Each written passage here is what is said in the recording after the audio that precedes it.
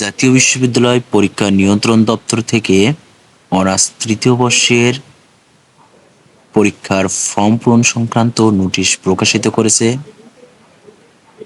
আজকে বিষয়ে আলোচনা করব যে অনার্স তৃতীয় বর্ষের পরীক্ষা কবে নাগাদ হতে পারে, এই বিষয়টা নিয়ে আজকে আলোচনা করব। তার আগে ফর্ম পূরণের বিষয় সংক্রান্ত কিছু আলোচনা করি। এখানে আবেদন ফর্ম শুরুর ও শেষ তারিখ 13/1/25 থেকে 30/1/25, অর্থাৎ এই মাসের 13 তারিখ থেকে 30 তারিখের মধ্যে ফর্ম পূরণ করতে হবে।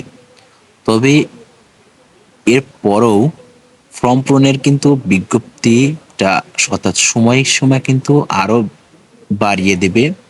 এছাড়াও যখন অনার্স তৃতীয় বর্ষের পরীক্ষার যখন রুটিন প্রকাশিত হবে তখনও কিন্তু তারা ফর্ম পূরণের কিছুটা সময় দেবে, তবে তখন বিলম্ব ফি দিয়ে কিন্তু ফর্ম পূরণ করা যাবে।